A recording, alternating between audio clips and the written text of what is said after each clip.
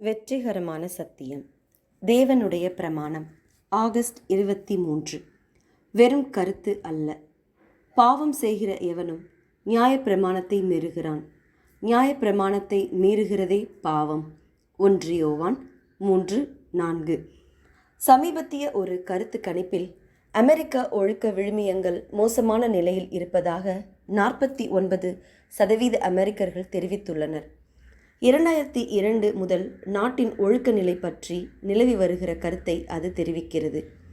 10 கட்டளைகள் கட்டாயமாக கடைபிடிக்க வேண்டிய ஒழுக்க தரக்கோள். ஆனாலும் தேவனுடைய நித்திய சட்டமானது வரும் கருத்துக்கு அப்பாற்பட்டது. அது நோக்கங்களை அடிப்படையாக கொண்டிருப்பதால் அது ஆவிக்குரியது எனப்படுகிறது. ஆவியானவருடைய வல்லமையின்றி மக்கள் தங்கள் இதயங்களை மாற்ற முடியாது. ஆவியின் கனியோ அன்பு, சந்தோஷம், சமாதானம், நீடிய பொறுமை, தயவு, நற்குணம், விசுவாசம், சாந்தம், இச்சையடக்கம். கலாத்தியர் 5:22-23.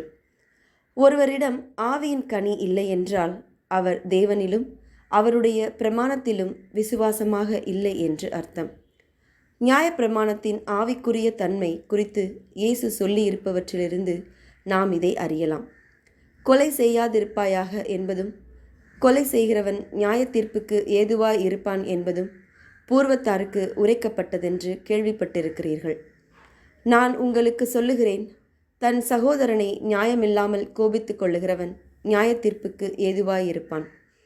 தன் சகோதரனை வீணென்று சொல்லுகிறவன் ஆலோசனை சங்கத்தீர்ப்புக்கு ஏதுவாயிருப்பான்.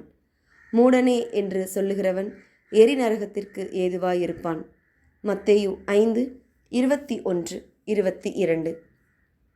கட்டளையை மீறுவது ஆவிக்குரிய சம்பந்தப்பட்ட ஒரு பிரச்சினை என்பதை 2 கட்டளைகளை பயன்படுத்தி இயேசு எடுத்து காட்டினார்.